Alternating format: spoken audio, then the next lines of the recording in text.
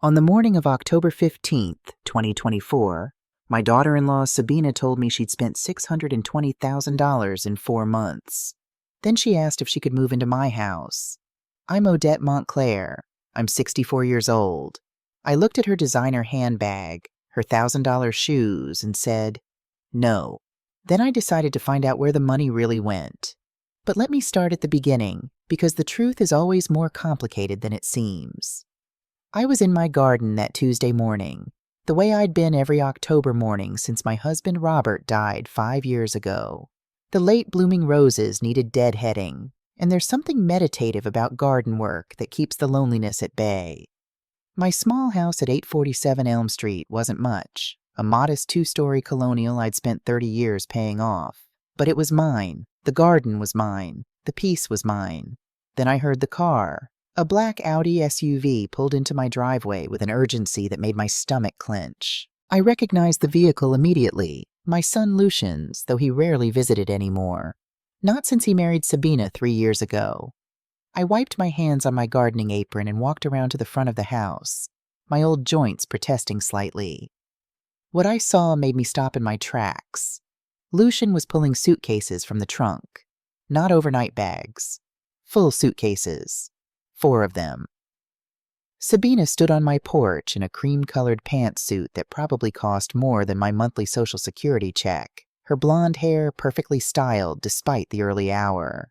She was tapping her phone with her perfectly manicured nails, not helping her husband with the luggage. "Mom," Lucien called out when he saw me. His voice had a strain in it I'd never heard before. Dark circles shadowed his eyes, and his normally neat appearance was disheveled. His tie was crooked. His shirt was wrinkled. My 35-year-old son looked exhausted. "What's going on?" I asked, though something in my chest already knew this wasn't a casual visit. They followed me inside, their footsteps echoing on my hardwood floors. I noticed the way Sabina's sharp eyes scanned my living room, my comfortable but dated furniture, my walls that needed repainting, my collection of family photos that she'd never shown interest in before. She was calculating something. I could see it in the way her gaze lingered on the grandfather clock Robert's parents had given us, on the antique side table, on the china cabinet. "Would you like some coffee?" I asked, keeping my voice steady despite the growing unease. "Mom, we need to talk," Lucien said, settling heavily into Robert's old recliner. The same chair where his father used to read the newspaper every morning. The same chair where Robert had sat the night before his heart attack, telling me about his day at work. I poured myself a cup from the pot I'd made earlier and sat across from them, waiting. Lucien glanced at Sabina. She gave him a slight nod as if granting permission. "We sold the house," he said. The words hung in the air like smoke. I set my coffee cup down carefully, the ceramic making a soft sound against the saucer. "Which house?" Though I already knew. "Our house," Lucien said. "The one on Maple Street. The beautiful 4-bedroom colonial. The house with the wraparound porch and the oak tree in the backyard.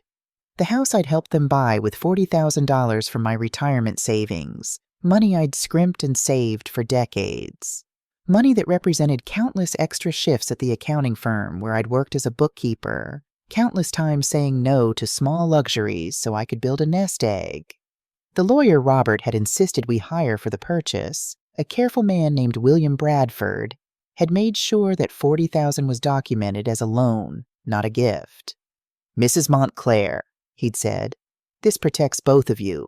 Your son understands the responsibility, and you have legal recourse if anything goes wrong." At the time, I'd protested. I didn't want to make it feel like a business transaction with my own son. But Lucien himself had insisted. "Mom, I want to pay you back. This should be official." We'd signed a promissory note, 5% annual interest, payments to begin 1 year after closing. The loan was recorded as a lien against the property. That was 3 years ago. I'd never received a single payment. "You sold it?" My voice came out smaller than I intended. "Why didn't you tell me you were thinking about selling?" Sabina spoke for the first time. "We didn't need permission, Odette." Her tone was cool, matter of fact. There was something in her voice that made my skin prickle. "It was our house." "I understand it's your house. I said carefully. But I thought we discussed your plans. You said you were staying there long term. You talked about the children you wanted to have, about the nursery you'd paint upstairs. Lucian shifted uncomfortably in his chair. Plans change, Mom. How much did you get for it? I asked, though I already knew the neighborhood. I'd watched the comparable sales. $620,000, Sabina answered, and there was something almost gleeful in her voice, like she was sharing exciting news about a lottery win. My breath caught. $620,000. More money than I'd made in the last decade of working before retirement. More money than most people in our middle-class neighborhood would ever see at once. That's wonderful, I managed, my mind already racing ahead. So where are you moving? Did you find something bigger? Somewhere with a better school district? The silence that followed was deafening. Lucien stared at his hands. Sabina examined her phone screen, as if Instagram was more interesting than this conversation. Actually, Mom, Lucian finally said, still not meeting my eyes. We were hoping we could stay here with you, just temporarily, while we figure things out. I blinked, certain I'd misheard. Stay here? It would just be for a little while, he rushed to explain. Maybe a few months. We wouldn't be any trouble. You have the extra bedroom upstairs and... But what happened to the money from the sale? I interrupted. Another silence. This one felt heavier, dangerous. Well, Sabina said, smoothing her designer pants. I had some expenses. Things I needed to take care of. What kind of expenses? I asked, hearing my voice sharpen despite my efforts to stay calm. Personal things, she said, her tone suggesting the conversation was over. But I wasn't ready to let it go. Sabina, you just sold a house for over $600,000. What could possibly... I bought some jewelry, she interrupted, not looking up from her phone. And some clothes. I upgraded my car's interior. Oh, and I took a spa trip to Napa Valley with my sister. Paid off my credit cards, too. I stared at her, waiting for her to continue, to explain where the rest of the money went.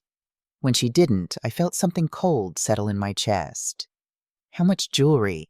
I asked quietly. Sabina's head snapped up, her blue eyes flashing with irritation. Does it matter? It was my money to spend. Your money? The words slipped out before I could stop them. Lucian finally looked at me. Mom, please. We just need a place to stay while we get back on our feet. Get back on your feet? I repeated slowly. Lucien, you just had over $500,000. How are you not on your feet? It's complicated, he mumbled, looking back down at his hands.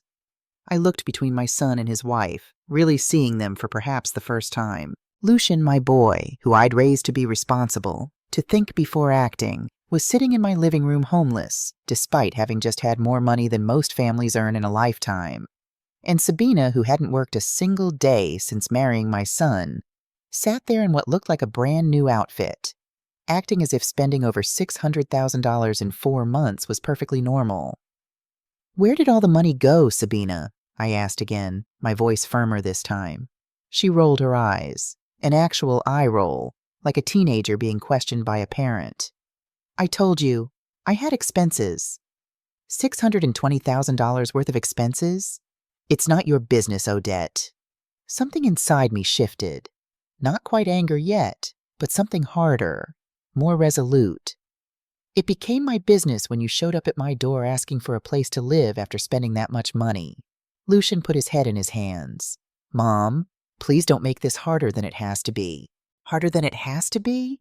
I stood up, my coffee forgotten. Lucien, help me understand this. You had a beautiful house. You had money in the bank. And now you're asking to move in with your 64-year-old mother because your wife spent it all on jewelry and spa trips? It wasn't just jewelry and spa trips, Sabina said defensively. I had debts to pay off. What debts? Credit card debts. How much? She glared at me, her mask of pleasant indifference finally cracking. Enough. I turned to my son.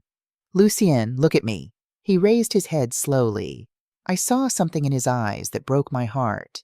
Defeat, embarrassment, but also resignation, like he'd given up fighting long ago. How much debt did she have? I asked him directly. He sighed, a sound that seemed to come from his bones. About $80,000. $80,000 in credit card debt.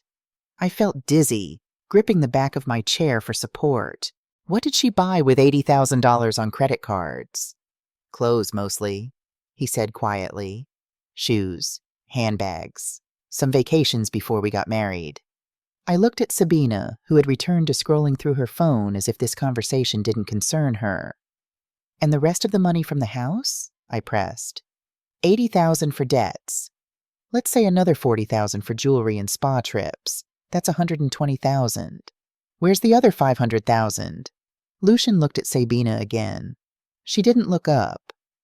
She wanted to redecorate her sister's house as a surprise, he said. And she bought a new car for her mother. And she wanted to invest in her friend's business. My heart was pounding now. What kind of business? A boutique, Sabina said, finally looking up from her phone. Valencia Designs. It's going to be very successful. How much did you invest? $300,000. The number hit me like a physical blow. $300,000 invested in a boutique by a woman who had never run a business, never held a job, never shown any interest in anything beyond shopping and social media. I sank back into my chair, feeling every one of my 64 years settling into my bones. This wasn't just about money. This was about the son I'd raised, the values I'd tried to instill, and the woman who had somehow convinced him to throw it all away. So let me get this straight, I said, my voice barely above a whisper. You sold your house for $620,000. $80,000 went to pay off Sabina's credit card debts. $300,000 went into an investment in her friend's boutique. What happened to the rest? I told you, Sabina said, irritation clear in her voice now. I had expenses. The jewelry, the spa trips, the car detailing, furniture for the boutique, gifts for my family. Things add up, Odette. I did the math in my head. Even being generous with her expenses, there should have been at least $50,000 left. Maybe more. Where's the rest of the money, Sabina? There is no rest. It's gone. Gone. Over $600,000. Gone in 4 months. Gone on jewelry and spa trips and credit card debts and a boutique investment that I was willing to bet would never see a profit. And now they wanted to live in my house. My sanctuary. The home I'd worked 30 years to pay off. So now you want to live here, I said. Just temporarily, Lucian repeated, like it was a reasonable request. I looked around my small home. 2 bedrooms, 1 bathroom, a tiny kitchen, every square foot paid for with honest work and careful saving. And what's your plan? I asked. How do you intend to get back on your feet? Sabina and Lucian exchanged a look. Well, Sabina said with a small shrug, Lucienne will keep working, obviously, and I'm sure the boutique will start making profits soon. If it doesn't, she shrugged again. We'll figure something else out. I stared at this woman who had convinced my son to sell his house and spend over $500,000 in 4 months, who was now sitting in my living room with the casual confidence of someone who expected to be taken care of, no matter what chaos she created. No, I said quietly. What? Lucian's head snapped up. I said no, you can't stay here. The word no hung in the air between us like a challenge. The temperature in my small living room seemed to drop 10 degrees. Mom, you can't be serious, Lucian said, his voice rising with a desperate edge I'd never heard before. We're family. Yes, we are family, I replied, keeping my voice steady despite the trembling I felt in my hands. Which is why I'm not going to enable this disaster you've created. Sabina set her phone down on my coffee table with deliberate force. The sound was sharp, intentional. Enable what disaster, Odette? My husband made a business decision. Not every investment pays off immediately. Business decision? I couldn't keep the incredulity from my voice. Sabina spending $600,000 on jewelry, spa trips, and your friend's boutique in 4 months is not a business decision. It's reckless spending. Her face flushed red. How dare you judge how I spend my money? It wasn't your money, I said quietly. It was the equity in a house that my son worked for, that I helped purchase with my retirement savings. Lucian stood up abruptly, pacing to my front window. He gripped the curtain like he needed something to hold on to. Mom, we wouldn't ask if we had anywhere else to go. What about Sabina's family? I asked, though I already suspected the answer. Surely her parents live in a one-bedroom condo in Florida, Lucian said, still facing the window. And her sister doesn't have room. The sister whose house she spent thousands redecorating as a surprise? I let the irony hang in the air. Sabina's eyes flashed with something cold and dangerous. My personal relationships are none of your concern. I stood up slowly, my patience finally exhausted. They became my concern the moment you showed up at my door asking for help. You spent my son's future on frivolous nonsense, and now you expect me to clean up the mess. It's not frivolous, Sabina shouted, jumping to her feet. The pleasant mask she'd been wearing since she arrived completely shattered. You wouldn't understand.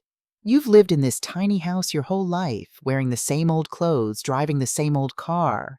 You don't know what it's like to have standards. The insult landed exactly where she intended it to, but I refused to show it. No, Sabina, I don't know what it's like to spend other people's money on luxuries while expecting them to provide housing when the money runs out. Lucian turned from the window, his face flushed. Mom, please, I know Sabina made some mistakes. Some mistakes? I interrupted, my voice finally rising. Lucian, she spent over $600,000 in 4 months. This isn't some mistake. This is a pattern of behavior. You don't know anything about our marriage, Sabina hissed, stepping closer to me. You don't know what it's like to be married to someone who never wants to spend money on anything nice. I know what it's like to live within my means, I replied. I know what it's like to save for the things I want instead of expecting others to pay for them. Sabina's face twisted with rage. Well, aren't you just perfect, Odette? The perfect mother who raised the perfect son who married the wrong woman. I never said that. You didn't have to. It's written all over your face every time you look at me. The truth was she was partially right. I had never liked Sabina from the moment Lucian brought her home 3 years ago. But it wasn't because of her background or her appearance. It was because of moments like this, when her mask slipped and revealed the entitled, manipulative person underneath. Sabina, I said carefully, trying one more time to be diplomatic, I don't dislike you because of who you are. I dislike the choices you make and how they affect my son. Your son is a grown man who makes his own choices, she shot back. Really? Because from where I'm standing, it looks like you make all the choices and he just goes along with them. Lucian finally spoke up, his voice strained. Mom, that's not fair. Isn't it? I turned to him. Tell me, Lucian, whose idea was it to sell the house? He hesitated, and in that hesitation, I saw the truth. We discussed it together.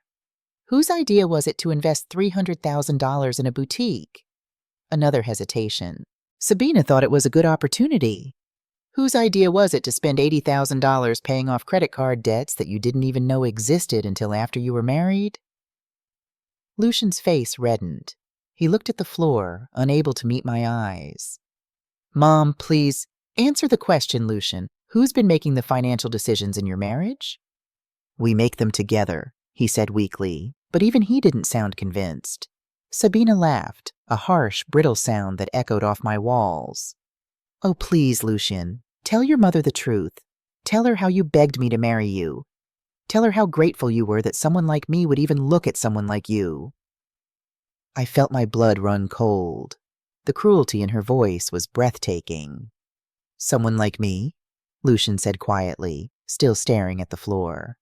Yes, Sabina said, her voice dripping with venom. Someone beautiful. Someone sophisticated. Someone who could have had any man she wanted. Your son knows he hit at the lottery when he married me, Odette. I looked at my son, waiting for him to defend himself, to show some backbone. Instead, he stood there with his shoulders slumped, staring at his shoes like a scolded child. And now, Sabina continued, her voice getting louder, when we need help, when we need family support during a difficult time, his own mother turns her back on us. What kind of mother does that?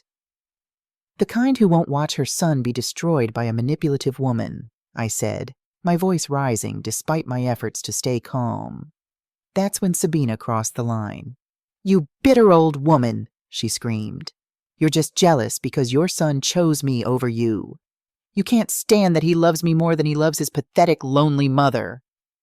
"Sabina, stop," Lucien said, but his voice lacked any real conviction. "No, I won't stop." She was fully unhinged now, her face red, spittle flying from her mouth. "She needs to hear this. You're a miserable old lady living in a run-down house, jealous of everyone who has more than you do. Well, guess what, Odette? Your son doesn't need you anymore. He has me." I felt something inside me snap. All the years of biting my tongue, of trying to be diplomatic, of watching this woman slowly poison my relationship with my son, it all came crashing down. "Get out," I said quietly. "What?" "I said get out of my house." Sabina laughed again, but there was uncertainty in her eyes now. "You can't throw us out. We have nowhere to go." "That's not my problem. You should have thought of that before you spent $600,000. "Mom," Lucian pleaded, finally showing some emotion. "Please reconsider. We really have nowhere else. You should have thought of that before you let your wife spend your entire future on jewelry and spa treatments." Sabina stepped closer to me, her face twisted with fury. "You don't get to talk to me like that in front of my husband."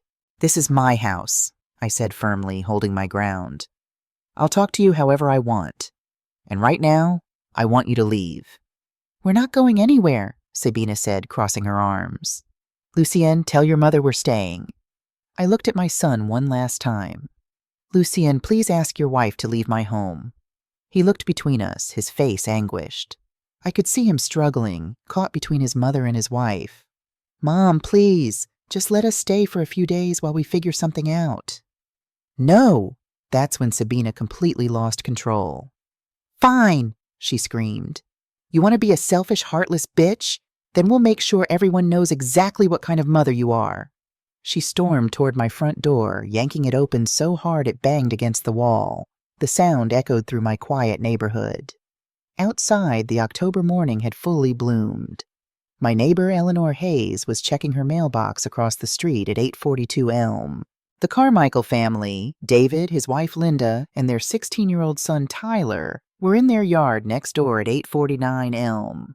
Tyler had been mowing their lawn, but the mower was now silent as he stared at the commotion. They all looked up when Sabina burst onto my porch. "You want to know what kind of woman Odette Montclair really is?" Sabina shouted, her voice carrying across the quiet residential street. Every word was calculated, designed for maximum audience impact. "She's throwing her own son out on the street, her own flesh and blood." I felt my cheeks burn with embarrassment as neighbors I'd known for 15 years stopped what they were doing to stare at the scene unfolding on my front porch. "Sabina, please," Lucien said, finally showing some backbone as he followed her outside. But it was too late. "No!" she screamed, wheeling on him. "Let them all know. This woman raised a son who worked his whole life to buy a beautiful home. And when life got a little difficult, when we needed help, she slammed the door in our faces." Eleanor Hayes had taken a few steps closer, clearly trying to hear every word. David Carmichael stood frozen on his lawn, garden hose in hand. Linda had come out onto their porch, her hand over her mouth. Tyler stared with the wide-eyed fascination of a teenager watching adult drama unfold. "We asked for temporary help," Sabina continued, and now there were tears streaming down her face. Tears I was sure were completely calculated. Just a place to stay while we got back on our feet. And this heartless woman said no to her own child. I stood in my doorway watching this performance, feeling more humiliated than I had in years. My quiet street, where I'd lived peacefully for 15 years, where my neighbors respected me, was now witness to this spectacle. "That's enough," I said, stepping out onto my porch. "No, it's not enough." Sabina whirled around to face me. "You think you're so much better than everyone else, but you're just a selfish old woman who can't stand to see other people happy." "Sabina, stop this right now." "Why? Because you're embarrassed?" She gestured to our audience. "Good. You should be embarrassed." I saw Eleanor Hayes pull out her phone. I didn't know if she was calling someone or recording. Either way, this situation was spiraling out of control. And then, right there in front of my neighbors, in front of God and everyone, Sabina Mitchell raised her hand and slapped me across the face. The sound echoed across the quiet street like a gunshot. I staggered back, my hand flying to my cheek, more from shock than pain. For a moment, nobody moved. Even Sabina seemed surprised by what she'd done. Eleanor Hayes gasped audibly. "Oh my God!" Tyler Carmichael's mouth hung open. David dropped his garden hose, water spraying across his lawn unnoticed. I looked at my son, waiting for him to defend me, to show some outrage that his wife had just assaulted his mother. Instead, Lucien stood there looking confused and overwhelmed, like a man watching a car crash in slow motion. "Did you just hit me?" I asked quietly, my voice steady despite the rage building in my chest. Sabina lifted her chin defiantly, though I could see her hand trembling. "You deserved it. Throwing your own family out on the street like common trash." I looked around at my neighbors, all of them witnessing this humiliation. Eleanor Hayes looked horrified. The Carmichaels were whispering to each other urgently. Even the mail carrier, Roger Patterson, had stopped his truck mid-route to watch. "Lucian," I said, my voice barely above a whisper, "your wife just assaulted me in front of the entire neighborhood." He opened his mouth as if to speak, then closed it again. "And you're going to stand there and let her?" "Mom, He looked between us helplessly. "She's upset. She didn't mean to slap me in the face?" Sabina stepped between us, emboldened by his lack of response. "Don't try to make this about you being a victim, Odette. You brought this on yourself." I stared at this woman who had just humiliated me in front of my neighbors, who had convinced my son to throw away his financial future, and who was now trying to make me the villain in her twisted narrative. "Get off my property," I said quietly. "Make me," Sabina sneered.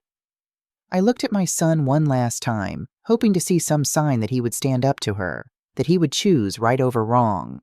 Instead, I saw a man who had been so thoroughly manipulated that he couldn't even defend his own mother from physical assault. I pulled my cell phone from my pocket and dialed 911. As the phone rang, I watched Sabina's face change from defiance to panic. She grabbed Lucien's arm. "Tell your mother to hang up that phone right now," she hissed. But I was already talking to the dispatcher, giving my address at 847 Elm Street, explaining that I needed an officer to help remove trespassers from my property who had become violent. When I hung up, Sabina was staring at me in disbelief. "You actually called the police on your own son?" "No," I said calmly, my hand still pressed to my stinging cheek. "I called the police on the woman who just assaulted me in front of witnesses." For the first time since I'd known her, Sabina Mitchell looked genuinely afraid. Eleanor Hayes had walked across the street and was standing at the edge of my property line. "Odette, are you all right? I saw the whole thing." "Thank you, Eleanor," I said, my voice shaking slightly now that the adrenaline was starting to fade. "I appreciate you being here." David Carmichael had turned off his hose and was walking toward us. "Ma'am, my wife called 911 too. We all saw what happened." Sabina's eyes darted between the neighbors, calculating. I could see her trying to figure out how to spin this, how to make herself the victim again. But the evidence was right there on my reddening cheek, witnessed by half a dozen people. The police arrived within 7 minutes, though it felt like an eternity. A patrol car pulled up with lights flashing but no siren. 2 officers stepped out. A young woman, maybe in her early 30s, with kind eyes and a professional demeanor, and an older male officer, probably close to my age, with gray at his temples and the weary look of someone who'd seen too much family drama over the years. "I'm Officer Sarah Mitchell," the woman said, approaching me first. "We received multiple calls about an assault. Are you the homeowner?" "Yes," I said, lowering my hand from my cheek. "This woman slapped me." Officer Sarah Mitchell looked at Sabina, then at the red mark on my face. "Is this true, ma'am?" "She was being unreasonable," Sabina said, as if that justified physical violence.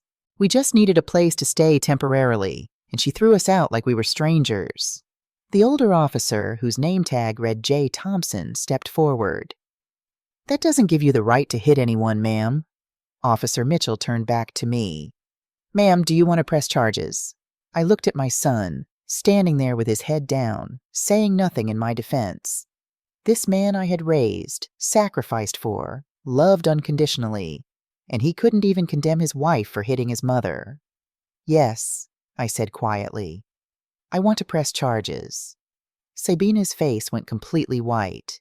You can't be serious. Assault is a serious charge, ma'am, Officer Thompson said. We have multiple witnesses who saw you strike Mrs. Montclair. I saw the whole thing, Eleanor Hayes called out from where she stood. She hit Odette right across the face, completely unprovoked. David Carmichael nodded. My wife, my son, and I all witnessed it. It was definitely assault. Officer Mitchell pulled out handcuffs.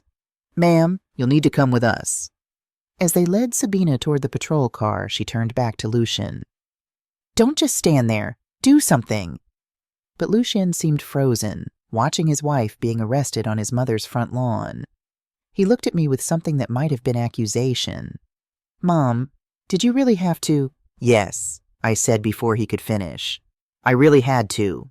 Your wife assaulted me in front of the entire neighborhood, and you stood there and did nothing. She's my wife. And I'm your mother. But apparently that doesn't mean anything anymore. Officer Thompson approached with a clipboard. Mrs. Montclair, we'll need you to come down to the station to give a formal statement. Can you do that this afternoon? Of course. As the police car pulled away with Sabina in the back seat, Lucien loaded the suitcases back into his SUV. He moved slowly, like a man in shock. Where will you go? I asked, despite everything. He shrugged. I don't know. Maybe a hotel for tonight. With what money? The question hung in the air between us. We both knew he couldn't afford a hotel indefinitely. We both knew this was just the beginning of his problems. Lucien, I said softly, this doesn't have to be the end. If you leave her, if you admit that this whole situation is wrong, we can work through this together. He looked at me with tired eyes. She's my wife, Mom. I can't just abandon her. She abandoned you the moment she spent your future on jewelry and spa trips. It's not that simple. Yes, I said firmly, it is. It's exactly that simple. He climbed into his SUV without another word and drove away, leaving me standing on my front porch, feeling more alone than I had since my husband Robert died 5 years ago. Eleanor Hayes walked up to me, her face full of concern. Odette, are you all right? That was absolutely terrible. I'll be fine, Eleanor. Thank you for being here. Do you need anything? I can make you some tea or... I just need to be alone for a bit, I said, touching her arm gratefully. But thank you. After Eleanor left and the Carmichaels had gone back inside their house, I walked back into my small home and locked the door behind me. The house felt different now, violated somehow, like the ugliness of what had happened outside had seeped into the walls. I went to my bathroom and looked at my reflection in the mirror. The red mark on my cheek was already starting to fade, but I took a photo with my phone anyway. Evidence. Then I sat at my kitchen table with a cup of tea and let myself feel the full weight of what had just happened. My son had chosen his wife over his mother, not just in words, but in actions. He had stood by while she assaulted me and then driven away without defending me or even acknowledging that what she'd done was wrong.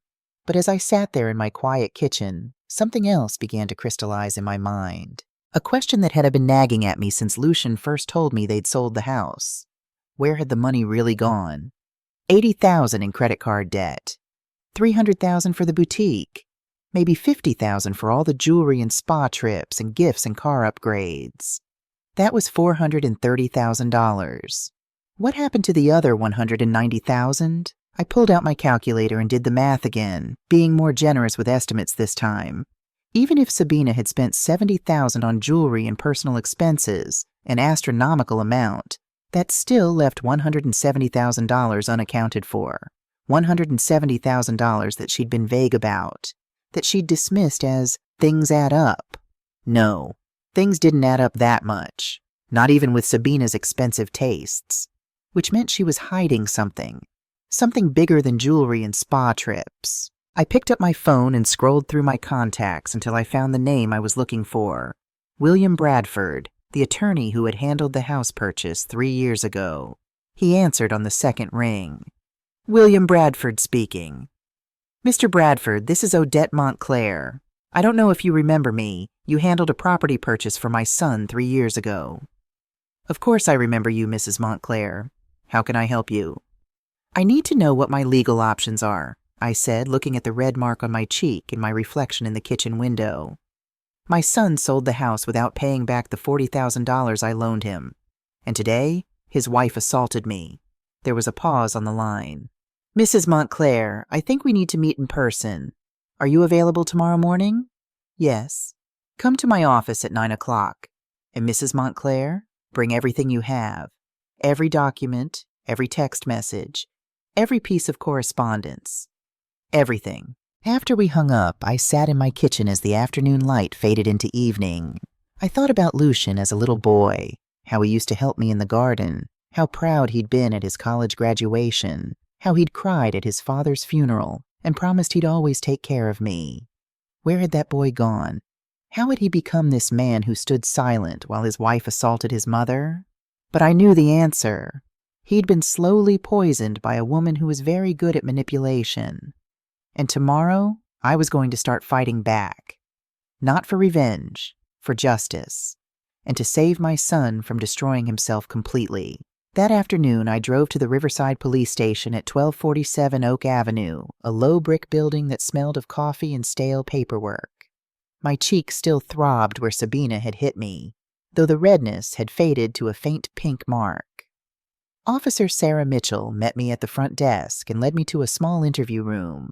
A woman in her early 40s with sharp brown eyes and graying hair at her temples was waiting inside. Mrs. Montclair, this is Detective Catherine Walsh, Officer Mitchell said. Since this incident involves family members and significant financial issues, she'll be taking your statement. Detective Walsh stood and shook my hand firmly. Please have a seat, Mrs. Montclair. I know this has been a difficult day. Take your time and tell me everything that happened. So I did. I started from the beginning, Lucian and Sabina's arrival that morning, the revelation about the house sale, the $620,000 spent in 4 months. I explained about my $40,000 contribution to their down payment 3 years ago, about the promissory note, about the 3 years of missed payments. Detective Walsh took notes meticulously, stopping me occasionally to clarify details. You said she spent $300,000 on a boutique investment? Detective Walsh asked. Do you know the name of this business? Valencia Designs, I said. That's all I know. Sabina said it was her friend's boutique. Detective Walsh wrote that down, underlining it twice. And you said there's approximately $170,000 unaccounted for? At least, maybe more, depending on how much she actually spent on jewelry and personal expenses. Mrs. Montclair, Detective Walsh said, setting down her pen and looking at me directly. I have to ask, is this the first time your daughter-in-law has been physically aggressive with you? I considered the question carefully. Yes, physically, but she's been emotionally manipulative for years. Can you elaborate on that? So I told her about the gradual isolation from my son, how Sabina always seemed to schedule their visits during times she knew I couldn't make it, when I was working or had doctor's appointments. How she'd convinced Lucian to skip family gatherings and holidays, always with some excuse. How she'd slowly turned my son against me, making him believe that his mother was overly critical and interfering. Detective Walsh listened intently, occasionally nodding. When I finished, she leaned back in her chair. Mrs. Montclair, what you're describing sounds like a classic pattern of financial abuse and isolation. The assault today may have been the first physical incident, but the manipulation has been ongoing. I know, I said quietly. I've been watching it happen for 3 years, and I didn't know how to stop it. You're stopping it now, she said. By pressing charges, by setting boundaries, you're protecting not just yourself, but potentially your son as well.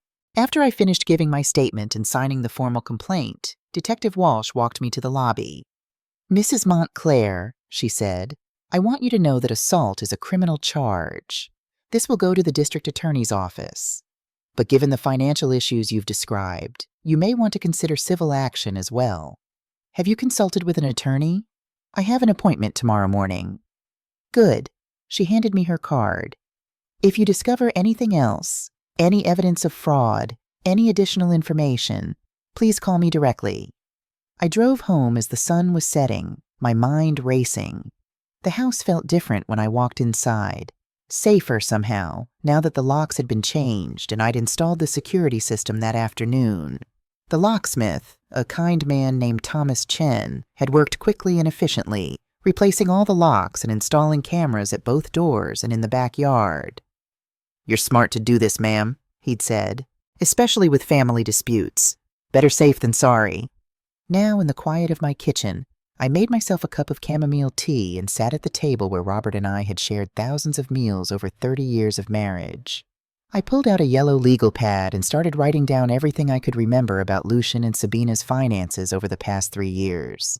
The patterns I'd been too close to see before became clear when I wrote them down. Year 1, first year of marriage. Lucian started working more overtime. They postponed the vacation they'd planned. Sabina's sister got married in an expensive destination wedding. Sabina was maid of honor, complained about costs. Year 2. Lucian mentioned they were tightening the budget. They skipped Thanksgiving at my house. Sabina said they were going to her parents', but later I learned they stayed home. Sabina got a new luxury SUV, told Lucian it was a necessary upgrade for safety. Year 3. Lucian looked increasingly tired and stressed. They stopped talking about having children. Sabina's social media showed expensive trips and purchases, but Lucian said they were being careful with money. Then suddenly, house sale. I stared at my notes, seeing the pattern clearly now. Sabina had been spending beyond their means for 3 years, probably running up credit card debt, possibly hiding it from Lucian. When the debt got too big to hide, she'd convinced him to sell the house to consolidate and make a fresh start. Except she never intended to make a fresh start. She intended to spend it all. But on what? And why? I went to my file cabinet and pulled out the folder labeled Lucian House Purchase. Inside were copies of all the documents from 3 years ago: the purchase agreement, the closing statement, the title insurance policy, and, most importantly, the promissory note. I read it carefully, seeing details I'd forgotten.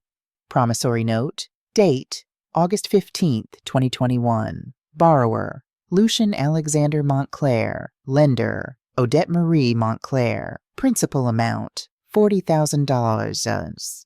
Interest rate, 5% per annum. Terms, interest-only payments quarterly beginning August 15th, 2022. Principal due in full by August 15th, 2031, or upon sale of property at 1543 Maple Street, whichever occurs first.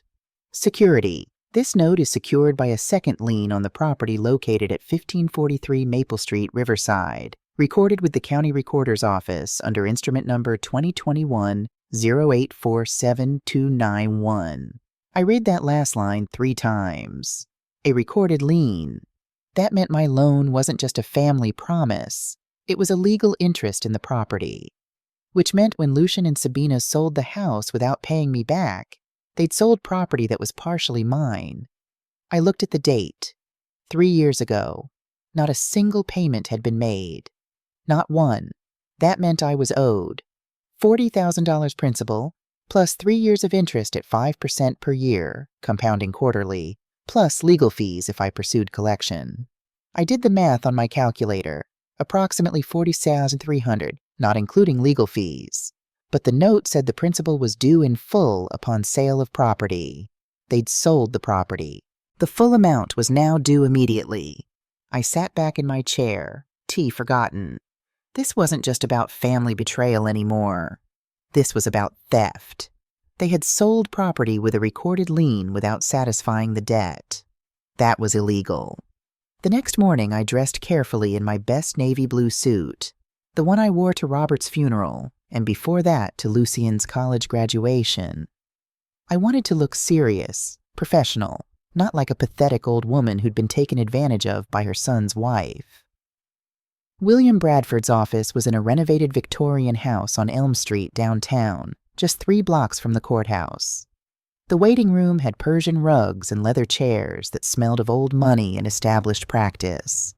William Bradford himself was exactly as I remembered him, a distinguished man in his mid-60s with silver hair and kind but penetrating blue eyes. He'd handled Robert's estate after he died, and I'd trusted him then. I trusted him now. "Mrs. Montclair," he said, shaking my hand warmly and ushering me into his private office. "I was deeply sorry to hear about your troubles yesterday. Please sit down and tell me what's happened." I explained everything again, more coherently this time. The house sale, the $620,000, the spending, the assault, the promissory note. William listened without interruption, occasionally making notes on a yellow legal pad. When I finished, he leaned back in his chair and studied me carefully. "Odette? May I call you Odette? Please. Odette, do you understand that you have significant legal recourse here?" "I think so. The promissory note is just the beginning," he said. "You have a recorded lien against that property. When your son sold the house without satisfying that lien, he violated the terms of the note. You have grounds for breach of contract and conversion of secured property." Conversion? Taking something that partially belongs to someone else and treating it as if it's entirely yours. In this case, they sold a house that had your legal interest in it without your knowledge or consent, and they kept all the proceeds. He pulled out his own calculator and started running numbers. "Let me show you what you're entitled to. Principal, $40,000. Interest at 5% compounded quarterly over 3 years, approximately $6,300. That's $46,300. But since they sold the property and converted your secured interest, you're also entitled to legal fees, costs of collection, and potentially damages." He looked up at me. "Odette, a conservative estimate would put your claim at somewhere between $65,000 and $70,000. I felt dizzy. "William, I don't want to destroy my son's life. I know what you want," he said gently. "You want him to understand that actions have consequences. You want him to take responsibility. And you want him to escape from a woman who is systematically destroying him. Am I right?" I nodded, not trusting my voice.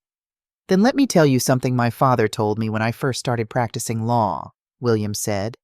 "Sometimes the kindest thing you can do for someone you love is to stop protecting them from the consequences of their choices. Your son made choices, influenced by his wife, yes, but choices nonetheless. He needs to face those consequences, or he'll never break free. What do you recommend?"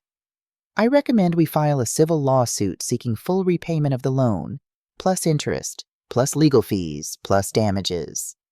We name both your son and your daughter-in-law as defendants since they're married and the debt was incurred jointly. And if they can't pay? Then we seek a judgment and look at what assets they have." "But Odette, the lawsuit isn't really about the money, though you deserve every penny. The lawsuit is about creating a paper trail, establishing legal consequences, and potentially protecting your son from his wife's future financial abuse." I took a deep breath. "There's something else. I think there's more money missing than Sabina has admitted to. At least $170,000 is unaccounted for." William's eyebrows raised. "That's a substantial amount. What do you think happened to it?" "I don't know. That's what worries me." He was quiet for a moment, tapping his pen against his desk. "Odette, would you be willing to let me hire a private investigator? Someone discreet, who can look into where that money really went? How much would that cost?" "I know someone who's excellent. Former FBI, very thorough. His retainer is $5,000. I know that's a significant amount." "Do it," I said. "I need to know the truth." William nodded and made a note. "His name is Thomas Rivera. He's helped me on several cases involving financial fraud. If there's something to find, he'll find it." "How long will it take?" "For the investigation? Probably 2 to 3 weeks to get initial findings. For the lawsuit, I can file within a week. But Odette, I want you to understand something. Once we file, this becomes public record. Your neighbors will know. Your church friends will know. Everyone in your son's life will know." "They already know," I said quietly, touching my cheek where Sabina had slapped me. "Half the neighborhood watched her assault me yesterday." "Then we move forward." He pulled out a legal pad and started drafting. I'll prepare a complaint for breach of contract, conversion, and unjust enrichment. We'll seek $67,000 in damages, plus attorney's fees. And I'll get Thomas started on the investigation immediately. As I stood to leave, William walked me to the door. Odette, one more thing. Be prepared for this to get ugly. Your daughter-in-law will likely hire an attorney and fight back. She may make accusations, try to paint you as vindictive or unreasonable. Are you ready for that? I thought about Sabina's face twisted with rage, her hand striking my cheek, her screaming at me in front of my neighbors. Yes, I said. Yes, he said. I'm ready. That afternoon, I couldn't stop thinking about the missing money. $170,000. Maybe more. Where could it have gone? I pulled up Sabina's Instagram account on my laptop, something I rarely did, as seeing her curated perfect life usually just made me sad. But now I looked at it with different eyes. The posts from the past 4 months told a story. June 2024. Photo at a luxury resort in Napa Valley. Girls' weekend with my amazing sister. Champagne, spa treatments, and quality time. At Blessed Life has sister goals at Napa Valley. July 2024. Close-up of her hand showing a diamond bracelet. When your husband spoils you just because. Thank you, baby. # lucky girl # diamonds a love. Except I knew Lucian hadn't bought her that bracelet. He was working 60 hours a week trying to make ends meet. August 2024. Photo inside what looked like a high-end boutique, clothing racks visible in the background. So excited to be part of this amazing new venture. Valencia Designs is going to change the fashion game in Riverside. # entrepreneur, # fashion forward, # boutique life. I clicked on the location tag. Valencia Designs, 3847 Westbrook Avenue, Riverside. I wrote down the address. September 2024. Photo of Sabina and another woman at an expensive-looking restaurant. Business dinner with my partner Valencia. Planning big things. # girl boss, # female entrepreneurs, # dreams. The woman in the photo was striking. Early 30s, dark hair, expensive clothes. Her Instagram handle was tagged, @Valencia Rodriguez Style. I clicked on Valencia Rodriguez's profile. It was full of photos of designer clothes, luxury vacations, expensive restaurants. Her bio read, CEO and Creative Director, Valencia Designs, Making Dreams Reality, DM for investment opportunities. Investment opportunities. My stomach turned. I scrolled through Valencia's posts from the past year. There were photos of what looked like the same boutique interior from different angles, always carefully staged. But something bothered me about the photos. They looked professional, too professional, like stock photos. And there was something else. In all of Valencia's posts about Valencia Designs, there were never any customers, never any tags from happy shoppers, never any posts from other people wearing clothes from the boutique. I opened a new browser tab and searched for Valencia Designs Riverside CA. Nothing came up except Sabina and Valencia's Instagram accounts. I tried searching for a business license. Nothing. I searched for reviews. Nothing. I checked the California Secretary of State Business Registry. No business registered under the name Valencia Designs in Riverside County. My hands were shaking as I wrote this all down on my legal pad. Suspicious findings. Valencia Designs. No online presence beyond Instagram. No business license found in county records. No customer reviews or third-party mentions. Photos look staged, professional, stock photos. Valencia Rodriguez's lifestyle appears too lavish for new business owner. $300,000 investment, but no signs of actual business operation. I picked up my phone and called William Bradford. William, I think the boutique might be fake. There was a pause on the line. Tell me what you found. I explained about the Instagram profiles, the lack of business registration, the suspicious photos. Odette, he said slowly, I think you might be right. I'm calling Thomas Rivera right now. This investigation just became much more urgent. After we hung up, I sat at my kitchen table watching the afternoon light fade, thinking about what this meant. If the boutique was fake, then Sabina hadn't just been reckless with money. She'd been part of a fraud scheme. She'd convinced Lucien to liquidate $300,000 of their home equity and handed it over to someone running a scam, which raised an even more disturbing question. Was Sabina a victim of the scam, or was she part of it? And where was the rest of the missing money? My phone rang. It was a number I didn't recognize with a local area code. Hello? Mrs. Montclair, this is Thomas Rivera. William Bradford asked me to call you directly. He said you may have found something important regarding your case. Thomas Rivera's voice was professional, calm, with the slight hint of an accent I couldn't quite place. He sounded like someone who'd seen it all and wasn't easily surprised. I explained what I'd found about Valencia Designs and Valencia Rodriguez. Interesting, Thomas said. Very interesting.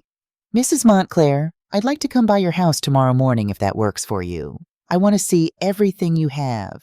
Documents, photos, correspondence, anything related to your son's finances and his wife's spending. Can you do 9 a.m.? Yes, of course. Good. And Mrs. Montclair, don't mention this conversation to anyone. Not your son, not any other family members. If this is a fraud scheme, we don't want to tip anyone off before we have all the evidence. After he hung up, I sat in my kitchen as darkness fell around me. I didn't turn on the lights. I just sat there thinking about my son, trapped in a marriage to a woman who was either a fraud or a fool, and I couldn't decide which was worse.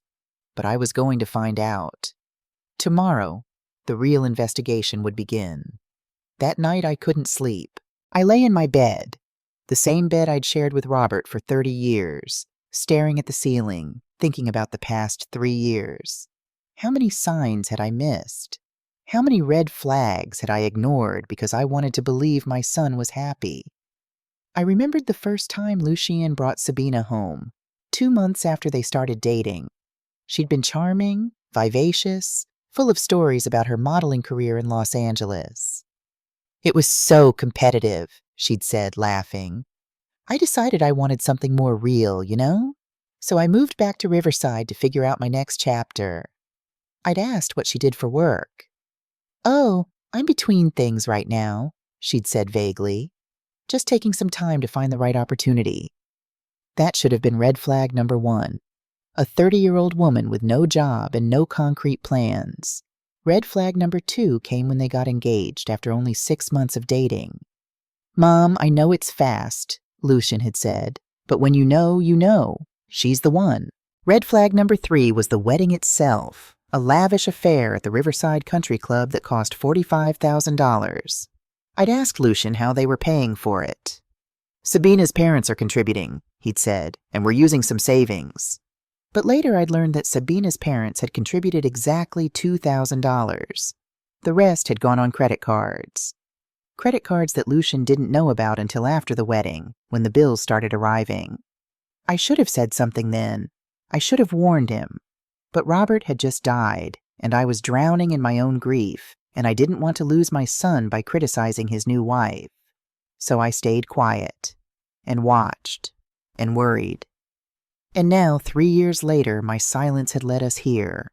My son homeless, his wife arrested for assault, over $600,000 gone, and possibly a fraud scheme that could land them both in serious legal trouble. But no more silence. Tomorrow, I would start finding answers. And whatever I discovered, however ugly the truth turned out to be, I would face it. For Lucien's sake, and for my own. Because at 64 years old, I'd learned something important. Sometimes the most loving thing you can do is refuse to enable destruction. Sometimes love means setting boundaries. Sometimes love means letting consequences happen. And sometimes love means fighting back.